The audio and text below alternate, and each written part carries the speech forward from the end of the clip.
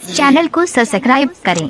साथ ही साइड में घंटी के चिन्ह को भी जरूर दबाएं। इससे होगा ये कि जब भी वीडियो अपलोड होगा आपके पास तुरंत नोटिफिकेशन पहुंचेगा। झारस जब बाल सोया जी लागस कमाल सोया जी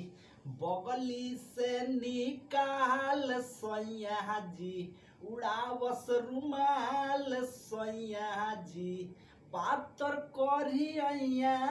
डोले हे नदिया के बीचे जैसे नैया डोले वो सही मोर सैया डोले हे नदिया के बीचे जैसे नैया डोले वो सही मोर सैया डोले हे पातर पियावा में बहुते बामा जहरामा लइकन के जैसन उत सट जहला पाजहरामा दारू शराब पान गुटा काना नशवा पताई करले हमें बहुत दिलदारबा हमार भलाई करले दारू शराब ना पान गुटा काना नशवा पताई करले हमें दिलदार मोर सजनामा हमार भलाई करले पलंग के पलंगिया डोले हे पलंग के पलैया डोले हे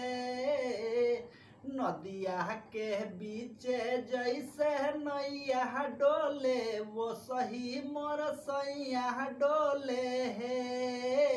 नदिया के बीचे जैसे नैया डोले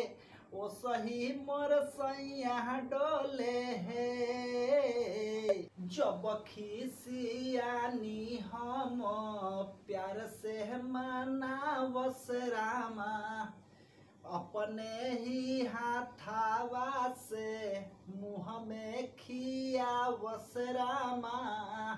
ऊंचे आवाज में ना बोलस कबो हमारा के डांट के हो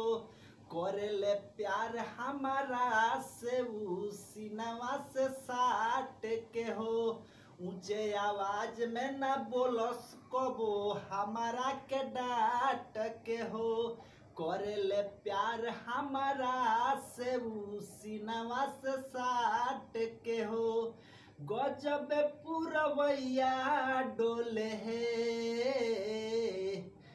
गजब पुरवैया डोले हे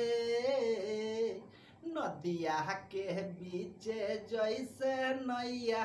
डोले वो सही मोर सैया डोले हे नदिया के बीचे जैसे नैया डोले वो सही मोर सैया डोले।